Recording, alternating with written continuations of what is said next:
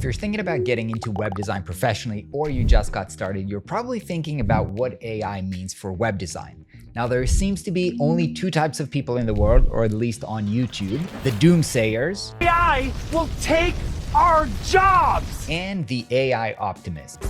AI will help you make $1 million by next week. So in this video, I want to share my perspective, which is a little bit more nuanced. Yes, there are interesting changes happening, and yes, they have both positive and negative consequences. So if you want to succeed in web design, it's best if you're aware and prepared. The biggest change happening right now is probably not what you're thinking.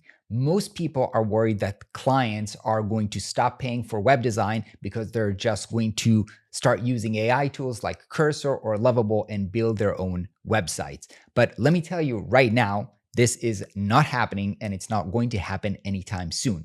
Now, when I say that it's not happening, I don't mean that nobody's going to use these tools. Of course, a lot of people are going to use them, but let me remind you that most websites today and in the past few years have been built by business owners who are building using tools like Wix or Squarespace or even WordPress templates to build their own websites on their own without hiring professional web designers. So the fact that these business owners who want to build websites on their own have a new cool tool to do that with, it doesn't really bother me. It's probably bothering the CEO of Wix, which is why they've just purchased Base44 recently. Some business owners will always want to build websites on their own, either because they don't have the budget to work with a professional or they just don't value design. However, the flip side of this is also true. Some business owners will always want to work with a professional to help them build a website, either because they have more money than time or the project is just too complex. Now, it doesn't matter that they can do it on their own, maybe, but they just don't want to. Now that we know that this is not the big change that AI is causing, what is? I think that the answer is in this graph that I made up.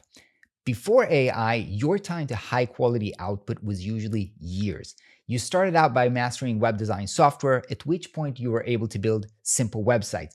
But because junior web designers usually don't get projects with budget for copywriters, photographer, 3D artists, illustrators, and animators, it took them years of progressing slowly until they were able to get the type of project that they actually wanted and do the type of work that they actually want to do and create amazing high quality output.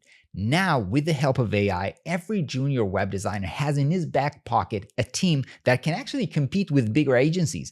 Using tools like Reloom, they can map out wireframes and write content for big, complex websites. And image generator tools can help designer access almost free, best-in-class photographers, illustrators, 3D artists, and they can actually bring to life even the most grand web design visions. And lastly, if you want to think outside of the template and even outside the best-in-class web designer tools like Webflow or Framer, it doesn't require a developer. AI will help you write custom components and interactions for you. The result of this shift is that a lot of junior web design work right now looks like something that just a few years ago would be considered intermediate or sometimes even senior level work.